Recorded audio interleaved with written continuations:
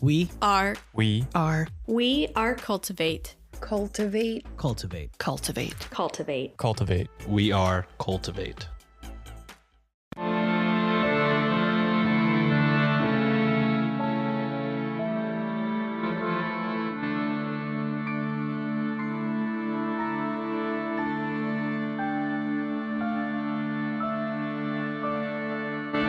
Hello and welcome to Ye Olde Crime, where we discuss the funny, strange, and obscure crimes of yesteryear.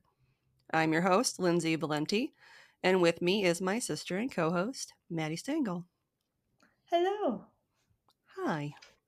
We are recording on the day of our Lord, November 5th, Election Day for the United States in 2024.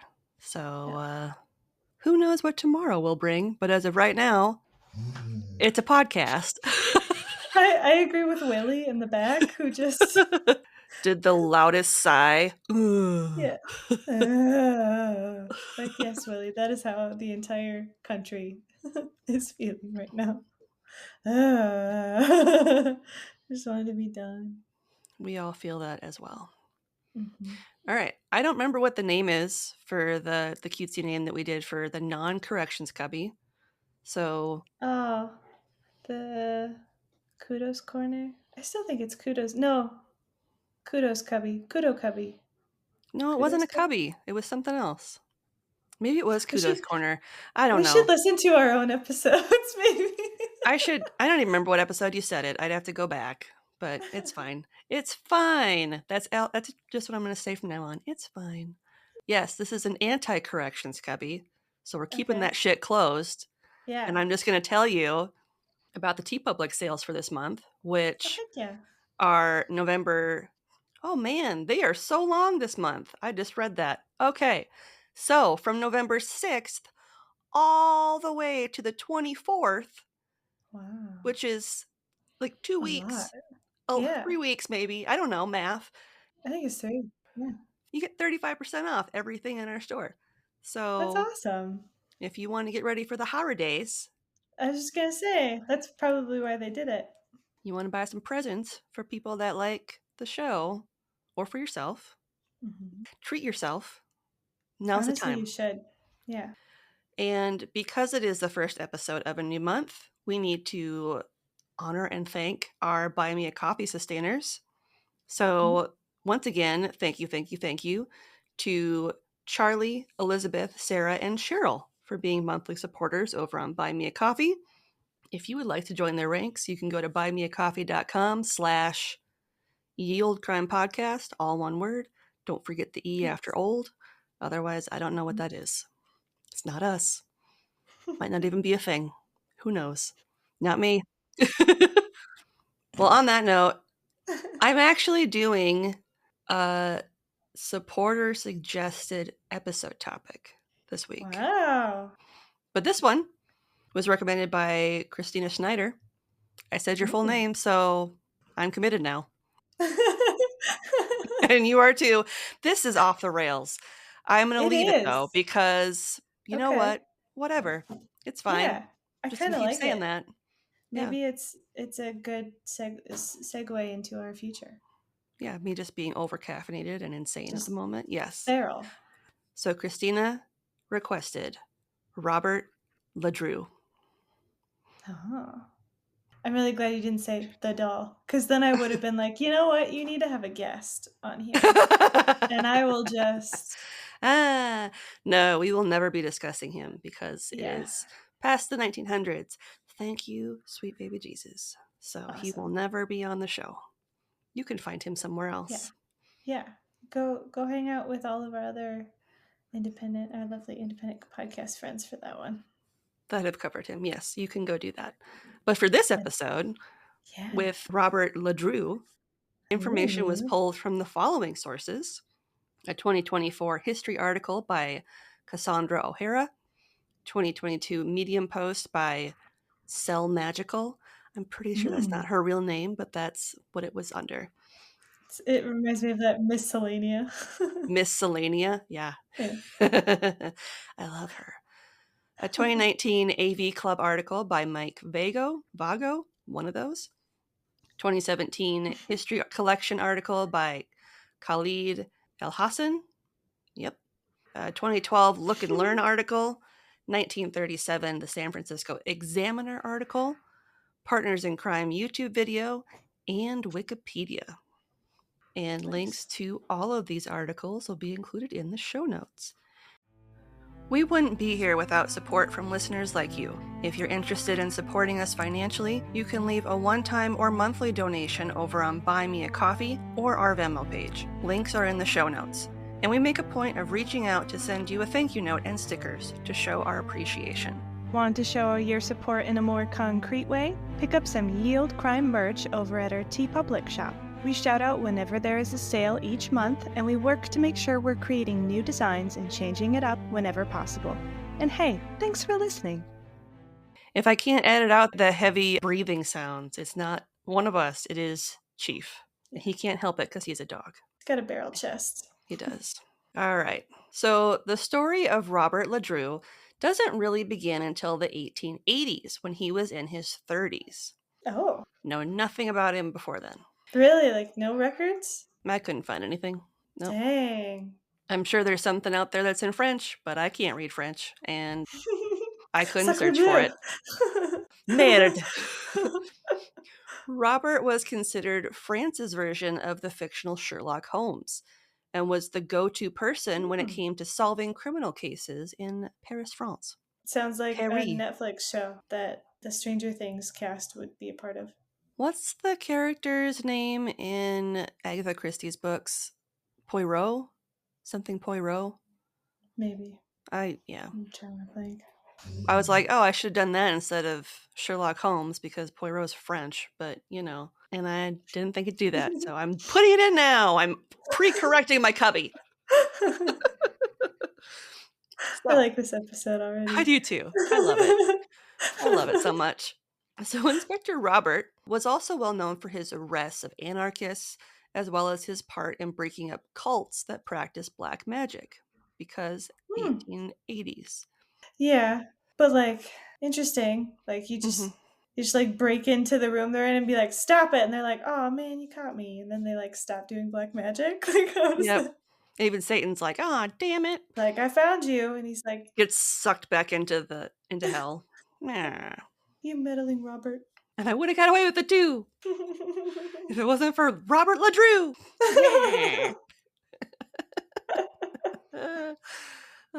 Put that on a t-shirt. In 1884, at the age of 32, he was the lead on an investigation that saw a group of political rebels arrested before they could enact their plans to overthrow the government. Sounds very much like a gunpowder plot. Yeah. What an insane life. We don't know anything about him until he's 30, and it's just like, bam. He's like, hey guys, check this out. Bam, anarchists, gone. Bam, black magic cults, gone. Bam, people trying to overthrow the government. Bam, gone. They're gone. They're all like, mad. It was after this that he was able to round up French members of the Brotherhood of Social Order. This underground political organization, which was headquartered in Germany, had spread throughout Europe and the UK, seeking world dominance. Oh, man. Bad vibes. Those clubs, they really like their world dominance, Anything that has social order in it, not the best. No. Generally, yeah. Generally not a good idea. History has shown us that it doesn't work. No. And if you keep trying, it'll still not work. And they're probably not clubs that you want to be a part of. Just saying. Of the arrest, Robert noted, quote, its members were not restricted to any one class of society, and I found myself questioning and even arresting bankers as well as dustmen, lawyers as well as pickpockets, doctors as well as the dregs of the underworld, end quote. Why do I already picture him being played by Robert Downey Jr.? I was thinking Sam Rockwell, but yeah. Good. I mean, it's the same actor, different font, right? Yeah. I mean, they really do kind of have similar roles. Mm-hmm. If he was a dancer, it'd probably be Sam Rockwell. But true. I don't know if Robert was a dancer. He might have been. I don't know. What I do know is he was a workaholic. who by the age of 35 was viewed as one of the best detectives in the whole of Europe. He would get Wow. so involved in his cases that he would neglect sleep, often staying awake for over 24 hours at a time in order to solve the cases he investigated. Ooh, what kind of drugs was he on? In one source, it said he was usually awake 20 out of every 24 hours. Like, take very, very quick Yeah. little kitty naps. Would really like to know what kind of Yeah, old cocaine he was on. yeah. Yield stimulants. As you can imagine, this lack of proper sleep wasn't much of a secret amongst his colleagues. In fact, it was often noted that during long stretches without sleep, he would become nervous and irritable, which is what anyone would react as, Right. Like why are we calling this out? because it'll be important later. It's called foreshadowing, Maddie. Foreshadowing. Oh no. In the summer of 1887, authorities in the spa resort city of Le Havre asked Robert for his expertise to assist them in a baffling case where 6 sailors had gone missing and ended up dead. Ooh. Not great, I mean, they were found eventually. but dead. Not really what you want. Not ideal. No. So, shortly after his arrival at the port of Normandy in the evening, Robert went to Le Havre and retired to bed early at his hotel, stating he felt very strange. Hmm. And he would go on to sleep for the next 12 hours. Okay, that would be really scary to see somebody who never sleeps essentially go into like a coma. Mm-hmm.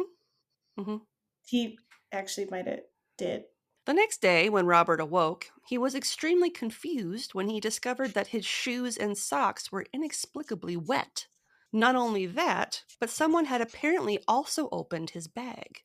Puzzled, but unable to spend much time looking into the matter, other than to ascertain that his watch, notes, and gun were where he had left them, Robert got ready before heading out to report at the Le Havre police station. Okay.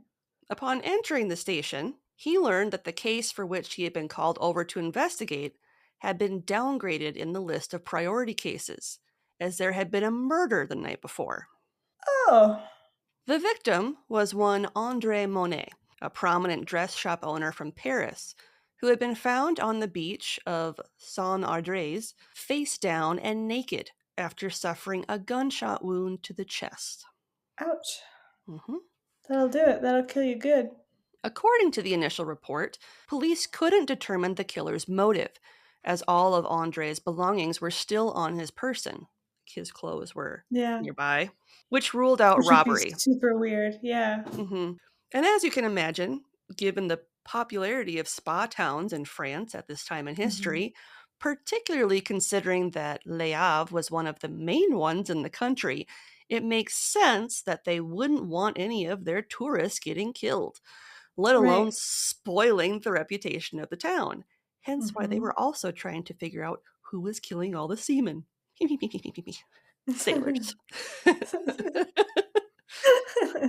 Efforts were underway to find the bullet which had gone through the victim when Robert went to investigate the crime scene himself, which was located just 3 kilometers or 1.9 miles from the hotel in which he was staying.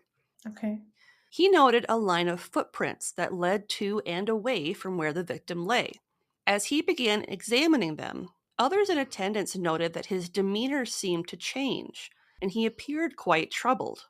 Many of his contemporaries assumed this response was due to his frustrations at having to take on a new assignment without solving the previous one, but this would prove not to be the case. Yeah. I think somebody might be remembering things. Robert was quoted as saying, quote, "They look familiar to me. I seem to have seen them somewhere before," end quote. Hmm. He then asked that plaster casts be made of the clearest footprints. Afterwards, he spent several hours staring at the casts as if in a sort of trance. That's not unnerving at all. Right? Like first the dude like sleeps like crazy and now he's like super weird. I would Yeah. not feel safe. One local policeman was quoted as saying, quote, "He was like a statue which was impervious to the hot sun and the incoming tide," end quote. Ugh. Because this is on a beach. Yeah. And he's just frozen in place.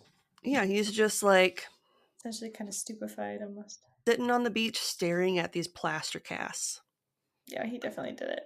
Yep. Meanwhile, Andre's wife was interviewed and confessed that she and her husband traveled to Le Havre from Paris to enjoy a short summer holiday in hopes that it would help her husband get rid of his summer cold. Oh.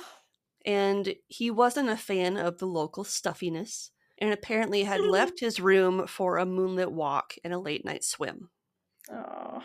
This is so sad. According to an article in the San Francisco Examiner, quote, Andre Monet was one of those insignificant characters who would have left no footprints on the sands of time had he not managed to get himself murdered.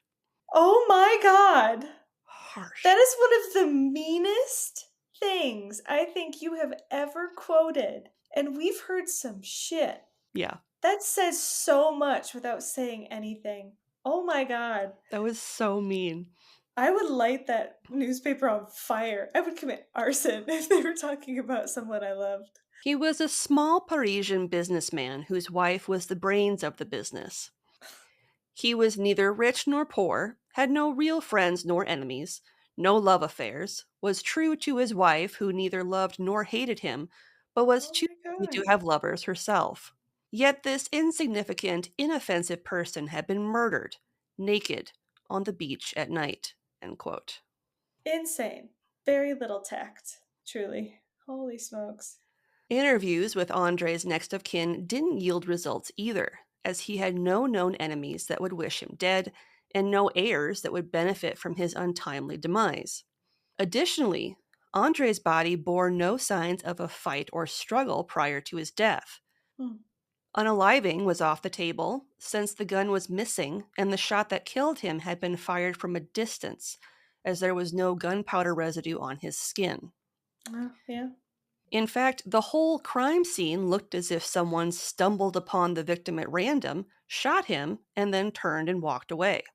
Oh, I wonder if that's exactly what happened.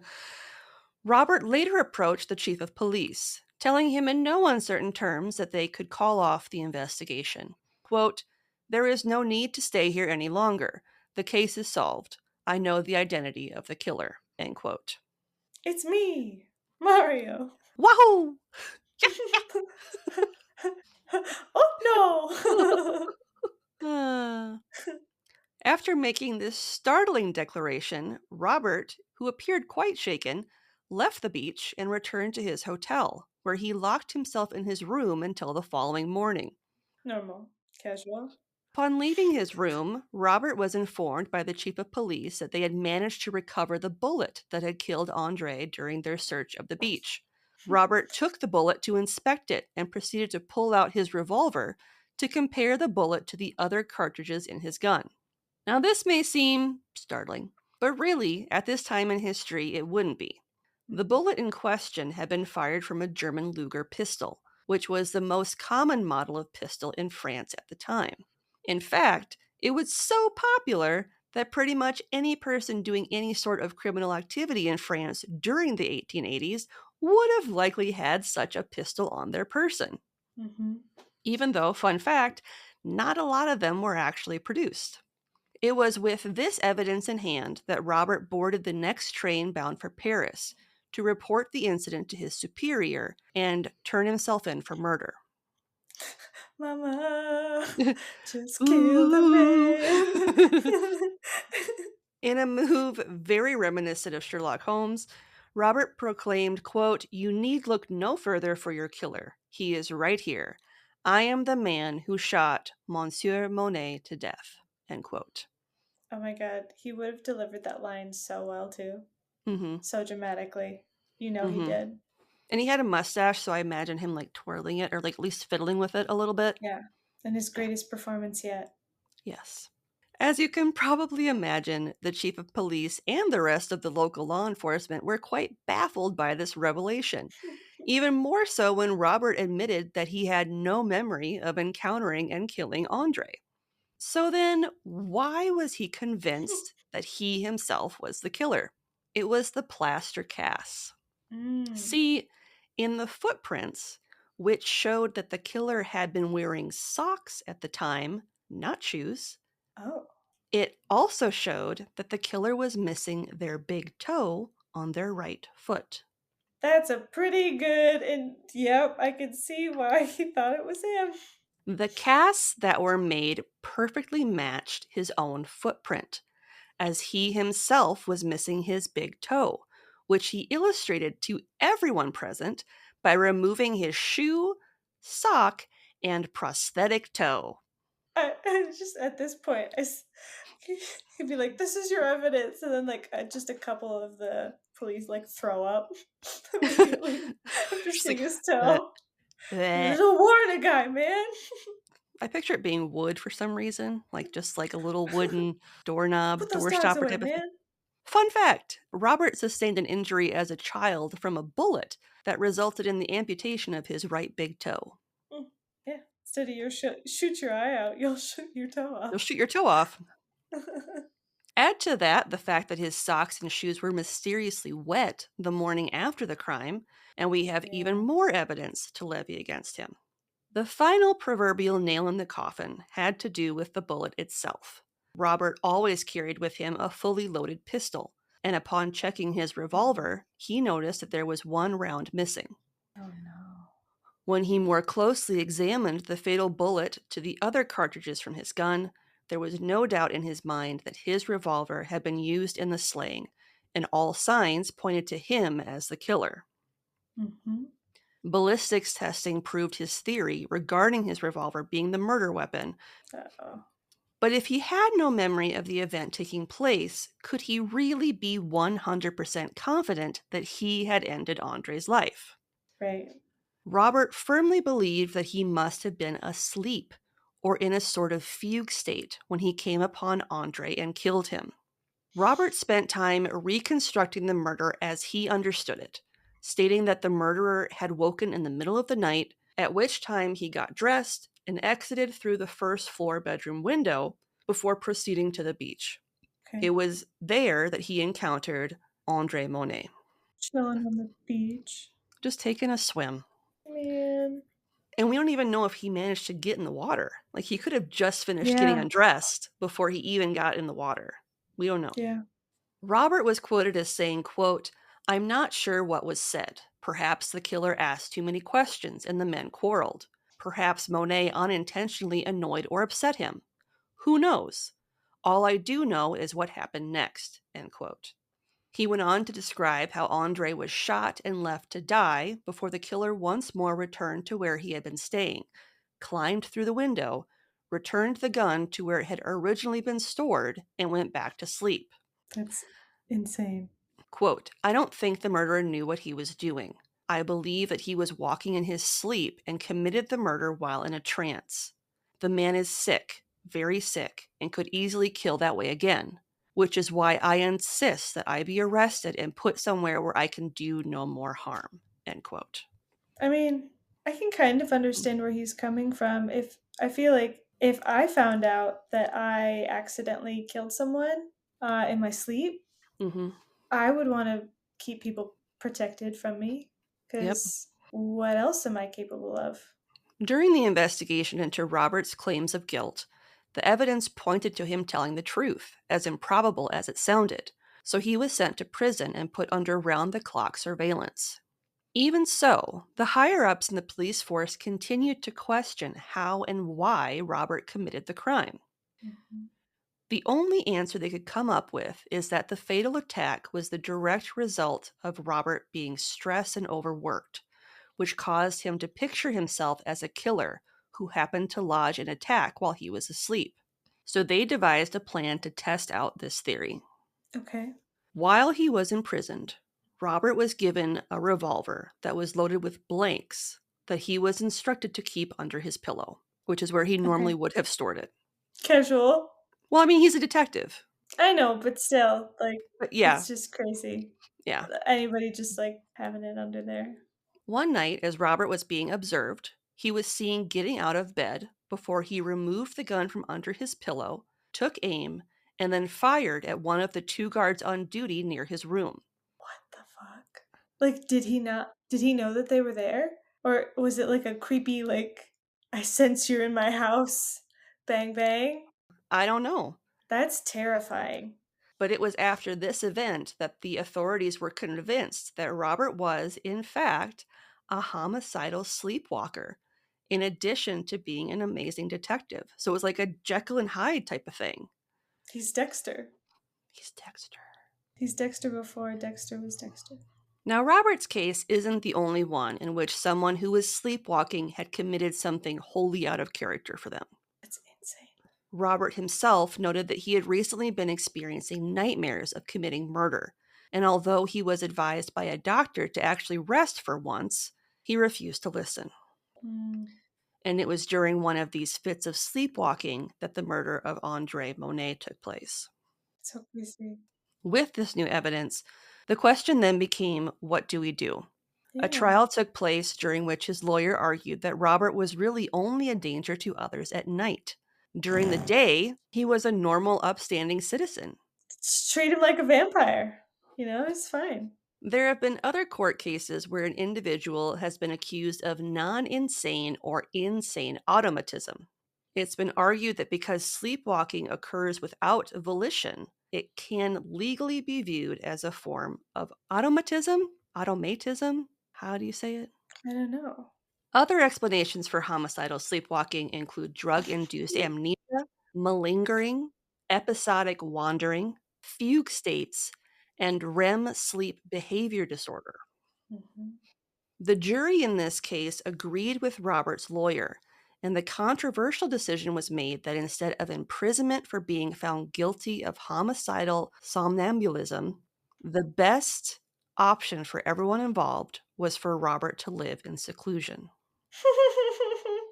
So it was that Robert took up residence on a farm outside Paris, where he lived for 50 years alone under the supervision of doctors and armed personnel until his death in 1937 at the age of 85.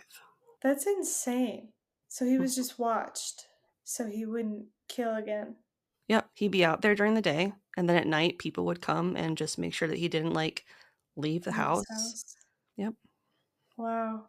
Many people wondered why Robert admitted to being the culprit when the gendarmes of Le Havre had been baffled by the case and likely weren't going to be able to solve it on their own, the people that were investigating it. Yeah. I mean, but his whole thing is justice and keeping people safe, and he can't keep people safe from himself. It's likely that he turned himself in to preserve his reputation as a great detective and to uphold his own sense of honor and justice. Yeah. And just like something out of a detective novel, Robert became perhaps the only detective in history to catch himself, which coincidentally was also the last case he ever solved.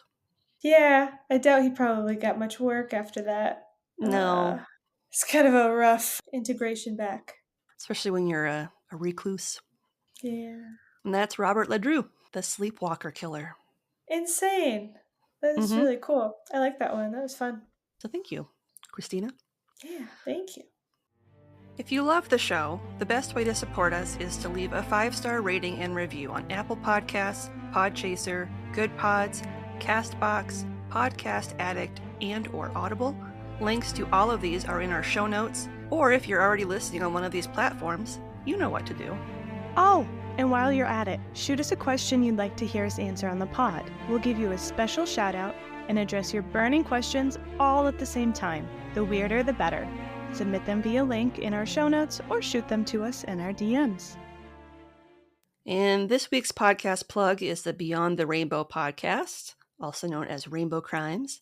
The show is about crimes committed by and against the LGBTQ plus community. Join host CJ for an array of true crime stories from all over the world, especially lesser-known cases. Remember, it's not a crime to be gay unless you're a murderer. It is part of the Darkcast Network, and we will have a link to their show in the show notes. I love that quote. I know. I love CJ. She's awesome. We love to hear from you, and there's a couple of ways you can reach out to us. You can email us at yeoldecrimepodcast@gmail.com, where you can send us story ideas, share any spooky stories you may have, fun gifts, or even just to say hello. You can also reach out to us via snail mail. Remember mail? Our mailing address is Yield Crime Podcast, P.O. Box 341, Wyoming, Minnesota 55092. Fun fact, we like to send out thank you cards with fun stickers you can't get at our shop, so it's worth the cost of a stamp. And Carrie Ann would like to know, what is your favorite historical TV show? Like Bridgerton kind of stuff, or like the History Channel stuff, or like Tudors, like I don't know. I just said historical TV show. You can take that however you want. I really like, what's it called? Gilded Age. It's on PBS. It's like the next kind of iteration from Downton Abbey. Oh, okay. I really like those shows that kind of have that dramatized, like you get kind of a glimpse of what Victorian people might have been like. They're like kind of, so you get like your quintessential like curmudgeon-y old money, we've been here for years, and then you get like the new immigrants that are scrappy, getting some major hate, and there's lots of racist undertones and lots of class war stuff, and but it also, they include actual historical figures and historical events in the show. There was like a train accident that derailed. It messed with something in the electricity race, the light bulb race. Oh, between Edison and... It's not Tesla, is it? No. Tesla. Was it Victor Tesla? Yeah. Tesla and Edison, yep. Yeah. They incorporate some of that too, and I just think that's really cool. So I'd say those, like ones that can kind of give me historical facts while also letting me kind of help my brain kind of fantasize and imagine that environment more. Sure. I can't really think of any TV shows. Like any documentaries or anything? I don't watch a lot of TV, which that's part of why it's hard for me. Let's see. I do enjoy shows that kind of are documentary style, kind of like Band of Brothers, but they're more about, like I like watching ones about like the Titanic, because that's kind of fun. I don't watch shows like Bridgerton and Downton Abbey. Like I don't watch those kind of things. For historical movies, I did really enjoy watching Memoirs of a Geisha, because that's kind of also like a... Yeah, we saw that together. It's like a fun snapshot in history. One of the last historic type documentary series that I watched, it was called Exposed, the Ghost Train Fire. And it was firsthand accounts and archival footage revisiting the tragic night at Luna Park when a popular attraction burst into flames. So it was 3 episodes that are each like an hour and a half, talking about this particular roller coaster ride that saw the deaths of like a bunch of little boys, and there was a family that died with the exception of the mother. She's the only one that wasn't on the train at the time. Like, it's extremely sad. It happened in the 70s, and essentially they covered up what the cause was, and it is likely that it had to do with dirty dealings with the mob and corrupt government officials and It's awful. Real estate, because land. Luna Park was waterfront. So it was really fucked up. It was really sad, and it made me really angry for the people that were affected by it. Like, yeah, absolutely. Well, and a lot of people that committed the crimes and stuff, they're not here anymore. So they wouldn't, like it's... But yeah, I like shows like that where it dives into kind of like our show, lesser known cases, and does like a deep dive into what you don't know or what hasn't been reported by modern media. So if you want to watch that, it's called Exposed, the Ghost Train Fire, and it's on Netflix as of November 2024. Nice. And on that morbid note, what's something good you'd like to share? I really like my new job. Like I like it a lot. That's awesome. Yeah. This is kind of it. I'm pleasantly exhausted. I had a nice weekend doing kind of my last big freelancer thing, probably for the year. I don't know if I will take on much more after this, because I imagine I'm going to get really, really busy at work. in the coming weeks as I start to catch up. I didn't get a lot of sleep because I've been working trying to finish up that last event, and I'm pleasantly exhausted and very thankful for the work that I did get this past week. I'm just really happy. Like, I'm just content with that. That's good. It's a sense of comfort that I haven't had in a while. That's good. Job security, that comfort is nice. How about you? I have been trying to not stress myself out about the podcast and how, like, my buffer is gone. And I haven't been, like, I'm very far behind on the Can You Crack the Cramp Word release dates. But I've been letting myself read for pleasure. Like, Yeah. I haven't been doing it as much recently, and I was like, I kind of just, I don't feel like writing today. I don't feel like Yeah. researching today. I'm going to read something that I want to read and not feel guilty about it. Yeah. And I've also been, like, giving myself the grace to be like, just because you have your master spreadsheet that says this week you're going to be talking about this and next week you're going to be talking about that, it doesn't mean that I can't go in and be like, you know what? I don't feel like researching this right now because I know it's a lot and I don't have time for that and I don't want to stress myself out about it. So I'm going to pick something else that sounds more fun to research, It's more stimulating. isn't as heavy or time intensive, and I'm going to do that instead, which is like what I did with this week's episode. Like, I had something else planned, but I was like, it's going to take so much of my time to dive into researching it and writing it. And now that I have my weekends back again, I'm trying to actually enjoy my weekends more. Because for the past month and a half, I have been working every single weekend. Yeah. Hey, you want to revel in it a little bit. I want to enjoy sleeping in a little bit. I want to enjoy spending some time where I'm not having to think about other people. I need to be writing. I need to be researching. I need to be editing. I need to be, like, just allowing myself to be human and do something else that I want to do for a while. And then use that to recharge my battery so that when I do go and do podcast stuff, I'm not doing it reluctantly or like out of a sense of obligation. Yeah. I still very much enjoy podcasting, but I want to make sure that it's like something that I'm in the right headspace to do it. On that note, shall we? Yeah. Want to be social with us? You can see pics from this week's episode, bonus content, and funny memes on X at Ye Olde Crime Pod, or on Facebook, Instagram, Threads, TikTok, and YouTube at Ye Olde Crime Podcast.